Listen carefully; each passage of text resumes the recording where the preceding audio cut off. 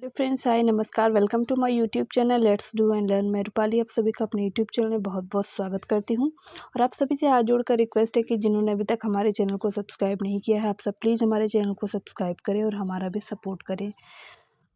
आइए चलते हैं, वीडियो को स्टार्ट करते हैं। आज के जो टॉपिक है वो टॉपिक है हमारा अक्षांश और देशांतर रेखाएं। तो अक्षांश और देशांतर रेखाएं के बहुत सारे क्वेश्चंस को यहाँ पर हम डिस्कस करने वाले हैं, तो आप से रिक्वेस्ट है कि वीडियो को अंत तक जरूर देखिए। आइए चलते हैं सबसे पहले ऑनलाइन प्रश्नों की ओर।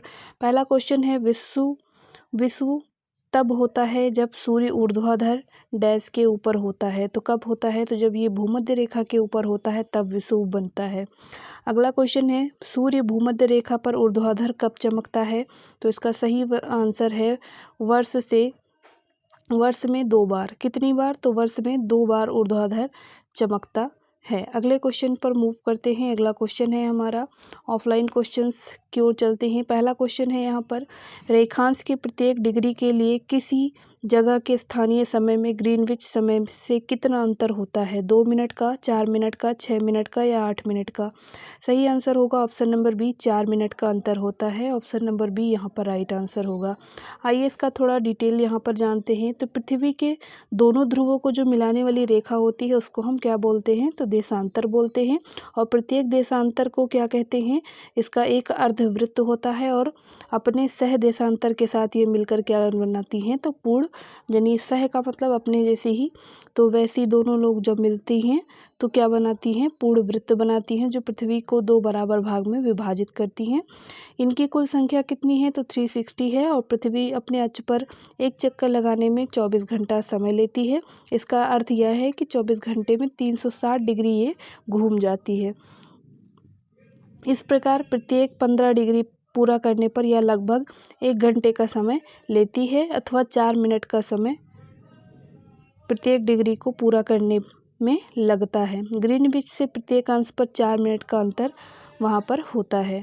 अगले क्वेश्चन की ओर चलते हैं। क्वेश्चन नंबर 2 है, ये कहता है कि विश्व के सभी अंगों में 23 सितंबर को दिन और रात समान लंबाई का क्यों होता है? तो पहला ऑप्शन है शरतकालीन विषुव के कारण, दूसरा है खगोलीय विषुव के कारण, तीसरा है शीतकालीन विषुव और चौथा है वसंतकालीन विषुव। तो सही आंसर होगा इसका शरदकालीन जो विषुव बनता है उसकी वजह से दिन और रात 23 सितंबर को सभी जगह समान होते हैं। आइए इसको डिटेल में थोड़ा जान लेते हैं। तो यहाँ पर विषुव रेखा उत्तर और दक्षिण ध्रुवों के बीचों बीच पृथ्वी के गिर्द घूमने वाली एक काल्पनिक रेखा है। और विषुव, जिसे इक्विनॉक्स बोलते हैं, शब्द दिन और रात बराबर होने की अवधि को यहाँ पर कहा जाता है। इसका ये द्योतक है। 21 मार्च को वसंत विषुव के समय, 23 सितंबर को शरद विषुव के समय दोनों गोलार्ध में रात और दिन क्या होते हैं? बराबर होते हैं। 21 मार्च को सूर्य उत्तरी गोलार्ध में प्रवेश करते समय, 23 सितंबर को दक्षिणी गोलार्ध में प्रवेश करते समय विषुवत रेखा पर पहुँचता है। और इन तिथियों को दोनों गोलार्धों में 12-12 घंटे के दिन व रात यहाँ पर होते हैं। तो ये आपका आंसर हो गया। अगला क्वेश्चन है, विषुवत रेखा है तो विषुवत रेखा क्या है? पहला ऑप्शन कहता है उत्तर और दक्षिण ध्रुवों को जोड़ने वाली रेखा है। दूसरा है उत्तर और दक्षिण ध्रुवों के बीचों बीच पृथ्वी के गिर्द घूमने वाली एक काल्पनिक रेखा है। तीसरा है शनि ग्रह के गिर्द एक मेखला है। और चौथा ऑप्शन है पृथ्वी के घूर्णन का अक्ष है। तो सही आंसर जो होगा इसका वो हो जाएगा उत्तर और दक्षिण ध्रुवों के बीच पृथ्वी के गिर्द घूमने वाला एक काल्पनिक की क्या है? रेखा है विषुवत रेखा। अगले क्वेश्चन की ओर चलते हैं। अगला क्वेश्चन है, निम्नलिखित में से अंतर्राष्ट्रीय दिनांक रेखा कौन सी है? विषुवत रेखा, 0 देशांतर रेखा 0 डिग्री, 90 डिग्री पूर्वी देशांतर या 180 डिग्री देशांतर? तो सही आंसर होगा 180 डिग्री देशांतर। ऑप्शन नंबर डी यहाँ पर राइट आंसर हो जाएगा। आइए थोड़ा सा डिटेल में इसको जानते हैं। तो अंतर्राष्ट्रीय तिथि रेखा पृथ्वी पर ऐसी प्रतिबिंब रेखा होती है जो 2 क्रमागत कैलेंडर दिनों को अलग करती है। और यह ग्रीनविच से 180 डिग्री विपरीत दिशा में मध्य प्रशांत महासागर से होकर गुजरती है।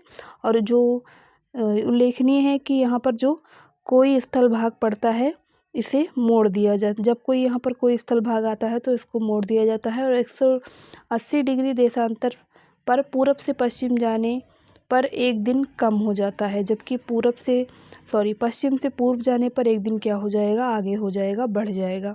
अगला क्वेश्चन है यहाँ पर उपोष्ण उच्च दाब के कटिबंधों को क्या पुकारते हैं। पहला है रोरिंग 40s, दूसरा है फ्यूरियस 50s, तीसरा है स्क्रीचिंग 60s और डी कहता है हॉर्स लैटिट्यूड्स। तो सही आंसर होगा horse latitudes, option number D यहाँ पर राइट आंसर हो जाएगा। आइए थोड़ा डिटेल में इसको जानते हैं। तो उपोष्ण उच्च दाब के कटिबंध को हॉर्स लैटिट्यूड यानी अस्वच्छांश कहा जाता है। 30 डिग्री से 35 डिग्री अक्षांशों के मध्य दोनों गोलार्धों में उपोष्ण उच्च वायुदाब की स्थिति पाई जाती है। अगले क्वेश्चन की ओर चलते हैं। अगला क्वेश्चन है विषुवत रेखा पर गुरुत्व के कारण त्वरण। तो पहला है ध्रुवों पर त्वरण की अपेक्षा कम है, दूसरा है ध्रुवों पर त्वरण की अपेक्षा अधिक है, तीसरा है ध्रुवों पर त्वरण के बराबर है और चौथा है पृथ्वी के अभिकेंद्री त्वरण पर निर्भर नहीं करता। तो सही आंसर है ध्रुवों पर त्वरण की अपेक्षा कम है, ऑप्शन नंबर ए यहाँ पर राइट आंसर हो जाएगा। अगला क्वेश्चन है कर्क रेखा नहीं गुजरती है भारत से, पाकिस्तान से, बांग्लादेश या म्यांमार। सही आंसर है पाकिस्तान से ये नहीं जाती है। तो आइए थोड़ा सा इसको जान लेते हैं। तो उपयुक्त देशों में से पाकिस्तान से होकर कर्क रेखा नहीं गुजरती है, जबकि भारत, बांग्लादेश और म्यांमार से होकर ये गुजरती है। अगला क्वेश्चन है यहाँ पर भूमध्य रेखा निम्नलिखित में से किस देश से होकर नहीं गुजरती है। सही आंसर आपको बताना है। पहला है केन्या, दूसरा है मैक्सिको, तीसरा है इंडोनेशिया, चौथा ब्राज़ील। राइट आंसर होगा मैक्सिको। यह भूमध्य रेखा मैक्सिको से होकर नहीं गुजरती है। और ये था आज का हमारा, जिसमें हमने बात किया अक्षांश और देशांतर रेखाओं से बहुत सारे महत्वपूर्ण प्रश्नों के बारे में। आगे आने वाली वीडियोज़ में भी आप ज़रूर बने रहें, ऐसे ही इम्पोर्टेंट टॉपिक्स के बारे में बात करेंगे। और वीडियो को अंत तक ज़रूर देखा करें और आप सबका सपोर्ट हमारे लिए बहुत इम्पॉर्टेंट है, इसलिए आपसे हाथ जोड़कर रिक्वेस्ट है कि प्लीज़ आप चैनल को ज़रूर सब्सक्राइब किया करें। आपके एक सब्सक्रिप्शन से किसी का भला हो सकता है, मेरा भला हो सकता है। तो आप सभी से रिक्वेस्ट है कि प्लीज़ चैनल को ज़रूर सब्सक्राइब करें, सपोर्ट करें। Thank you for watching. नमस्कार, जय हिंद।